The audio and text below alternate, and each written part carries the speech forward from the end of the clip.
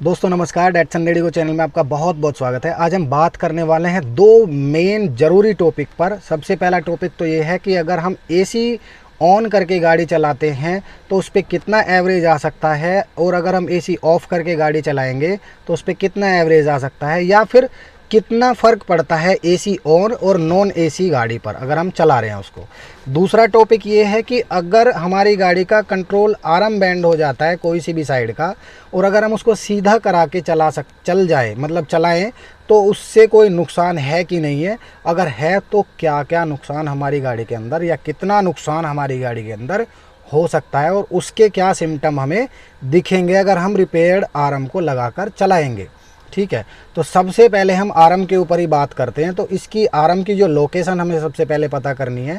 Control arm की जो location होती है, बोनट के नीचे जो अपना सस्पेंशन लगा रहता है, फ्रंट शोकर लगे रहते हैं, उनके नीचे नक्कल के अंदर वो लगा रहता है। ठीक है, उसका एक जो ऊपर का वो होता है नक्कल का बुश, वो उसके अंदर लग के 14 नंबर का बोल्ट। हर एक गाड़ी में अलग अलग तरीके से आर्म लगी रहती हैं, किसी में छोटी किसी में बड़ी। ठीक है, तो वो आर्म की लोकेशन वहाँ पर आपको मिल जाती है, बिल्कुल टायर के पास में, नक्कल के पास में, जहाँ पर बैरिंग वैरिंग या फ्रंट बहुत शोकर लगे रहते हैं। ठीक है, एक लेफ्ट में मिलेगा, एक राइट हैंड साइड में आपको कंट्रोल आर्म मिल जाती है। अभी हम इसकी बात करते हैं, अगर वो हमें कैसे फाइंड आउट ये करना होता है कि कैसे पता चलेगा कि वो बैंड है कि नहीं है। ठीक है, तो अगर हमारी गाड़ी का आर्म बैंड हो जाता है तो सबसे ज़्यादा और मेन इम्पोर्टेंट चीज़, मतलब कैसे हम कंफर्म करेंगे, आपको देखना है जो पीछे वाला जो अपनी गाड़ी का फेंडर है, वहाँ पर ऐसे उंगलियां डाल के फेंडर के बीच में और टायर के बीच में गैप होता है। ठीक है, ये मान लो ये फेंडर हो गया एंड यहाँ पर ये टायर है। ठीक है, इस जगह पे तो इसके बीच में जो गैप है, इसमें उंगली डाल के देखना है कि कितने उंगलियों का गैप आ रहा है। ठीक है, उस तरफ देखना है पहले जिस तरफ वहाँ डाउट है आपको। ठीक है, एंड उसके बाद जिस तरफ बिल्कुल ठीक कंडीशन है वहाँ जाके देखना है। अगर डिफरेंस आ रहा है, मान लो जिस तरफ ओके कंडीशन है टायर की, जिधर से गाड़ी में कोई प्रॉब्लम नहीं है, उधर पूरी 4 उंगली जा रही है या गैप ज़्यादा है तो, और इधर कम है, तो समझ लेना कि 100% 99% गाड़ी का कंट्रोल आर्म बैंड हो चुका है। ठीक है, तो अब अगर हम उसको सीधा करा के हम चला सकते हैं तो क्या प्रॉब्लम आ सकती है। ठीक है, अगर हम उसको सीधा करके भी चलाएंगे तो वो सबसे पहली बात तो वो पूरी तरीके से सीधा नहीं हो पाएगा। ठीक है, कंट्रोल आर्म लोहे का होता है, प्लास्टिक या वैसा कुछ होता नहीं है कि गर्म करके उसको हम सीधा कर लेंगे। वो बिल्कुल भी सीधा नहीं होगा। कहीं ना कहीं जेन्युइन तरीके से मैं बता रहा हूँ, कहीं ना कहीं कुछ ना कुछ उसके अंदर कमी रह ही जाती है अगर वो एक बार बैंड हो जाता है। अगर वो बैंड हो गया और हम उसको चला रहे हैं तो उसकी वजह से क्या क्या सिम्टम्स हमें दिखेंगे। ठीक है, बहुत सी बार तो कभी कभी तो होता है क्या है, वो इतनी बुरी तरह बैंड हो जाता है, पीछे फेंडर लाइनिंग में लग के चलता है और फेंडर लाइनिंग को भी तोड़ देता है, टायर पे भी इम्पैक्ट आना स्टार्ट हो जाता है फेंडर लाइन की वजह से। ठीक है, तो अभी क्या है, अगर हम उसको ऐसे ही चला रहे हैं सीधा करके तो उससे क्या इफ़ेक्ट आ सकता है। अगर हम सीधा करके उसको चलाएंगे तो सबसे पहले होगा क्या, हमारी गाड़ी जिस तरफ का आर्म बैंड है या ख़राब हो गया उस तरफ गाड़ी ज़्यादातर जाएगी। ठीक है, अलाइनमेंट गाड़ी का सबसे पहले आउट होगा। ठीक है, अलाइनमेंट अगर आउट हो जाता है तो गाड़ियाँ, आपने देखा होगा ना, जिन गाड़ियों के अलाइनमेंट आउट होते हैं तो सबसे ज़्यादा कहाँ पर इम्पैक्ट आता है, टायरों के ऊपर, सबसे ज़्यादा आगे के दोनों टायर, क्योंकि लेफ्ट हैंड साइड का अगर आर्म ख़राब हो गया है तो गाड़ी लेफ़्ट में जाएगी। उसकी वजह से, क्योंकि गाड़ी लेफ़्ट में जा रही है तो राइट वाला टायर भी वो लेफ़्ट की तरफ ही जाएगा, दोनों टायर ख़राब हो जाएंगे। और ख़राब होने का मतलब है मिनिमम अगर एक टायर का प्राइस 4,000 रुपये, तो अगले दोनों टायर 4,000, उस एक आर्म की वजह से, उस आर्म को बचाने की वजह से 8,000 का नुकसान हम कर बैठेंगे।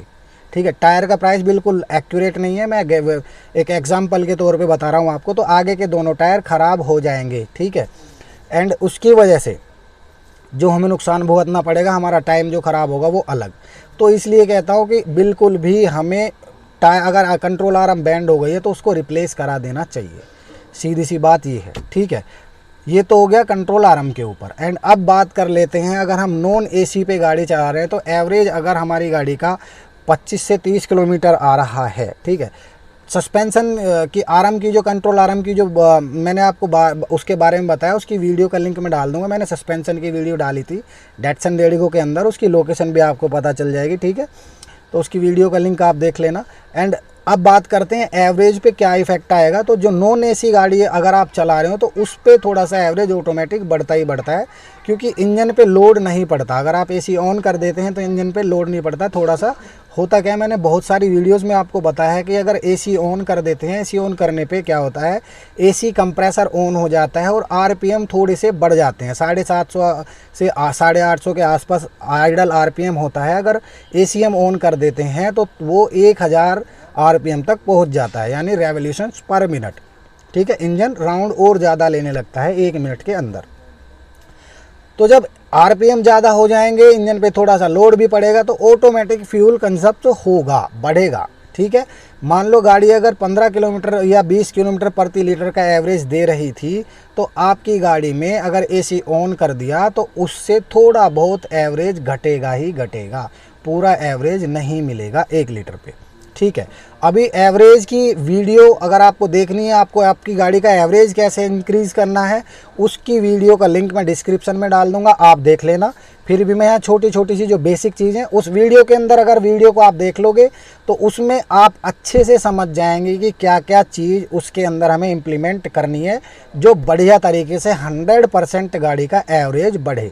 ठीक है, और छोटी छोटी जो चीज़ें हैं वो मैं इस वीडियो में यहीं पर आपको बता दे रहा हूँ। आपको टायर प्रेशर प्रॉपर रखना है, दूसरा एयर फिल्टर वगैरह क्लीन करना है, उसके बाद गाड़ी में थोड़ा सा एवरेज पे फ़र्क पड़ जाएगा।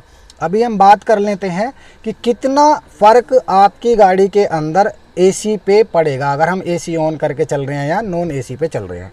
मान लो आपकी गाड़ी 20 किलोमीटर प्रति लीटर का एवरेज दे रही है ऑन एसी। ठीक है, सिटी के अंदर हो या आउटसाइड हो, में वैसे फ़र्क होता है। सिटी में थोड़ा कम एवरेज होता है, क्योंकि गाड़ी क्या होता है रेगुलर चल नहीं पाती, कभी किसी गियर में चल रही है, कभी किसी गियर में चल रही है। तो उसके अकॉर्डिंग होता क्या है कि जो अपना ईसीएम है वो कैलकुलेट करता रहता है स्पीड के अकॉर्डिंग। सेंसरों से जो उनको सप्लाई मिलती रहे, मतलब कमांड वो मिलती रहते हैं सिग्नल कि भाई अभी इस स्पीड पे गाड़ी है, इतने गियर में गाड़ी है, तो उस रेशियो के अकॉर्डिंग वो कैलकुलेट करके फ्यूल को भेजता रहता है। और उसी के अकॉर्डिंग इकोनॉमी हमें क्लस्टर मीटर के अंदर दिखाई देता रहता है कि अगर आप इस स्पीड से चल रहे हो तो आपको इतना एवरेज मिलेगा। सिटी के अंदर वो घटता बढ़ता रहता है कि कभी 15 दिखाएगा, कभी 13 किलोमीटर दिखाएगा, कभी 20 किलोमीटर दिखाएगा अगर आप सही से चल रहे हैं।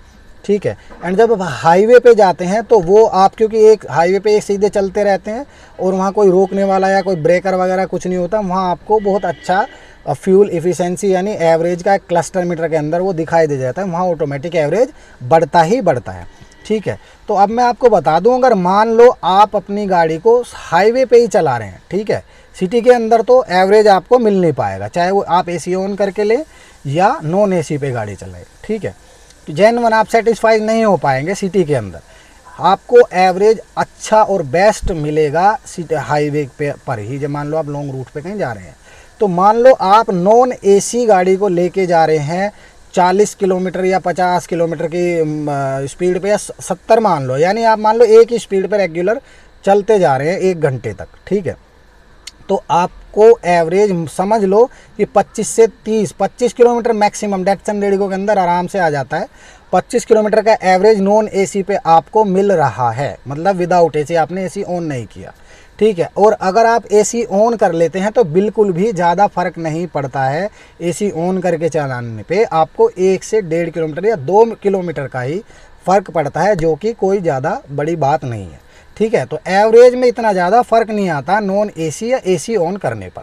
ठीक है, तो एवरेज आपको कहाँ मिलेगा एंड किस जगह पे एवरेज अच्छा मिल सकता है, सिटी के अंदर क्या हो सकता है, सारी चीज़ मैंने इसमें कवर कर दी है। मेरी वीडियोस को लाइक करने के लिए धन्यवाद। वीडियो के अंदर कोई सी चीज़ आपको अच्छी लगी हो उसको ज़रूर कमेंट करके बताना एंड चैनल को सब्सक्राइब करना, अपने फ्रेंड सर्कल में शेयर करना। तब तक के लिए मिलते हैं किसी और अच्छी सी वीडियो में। जय हिंद, जय Bharat. Thank you so much.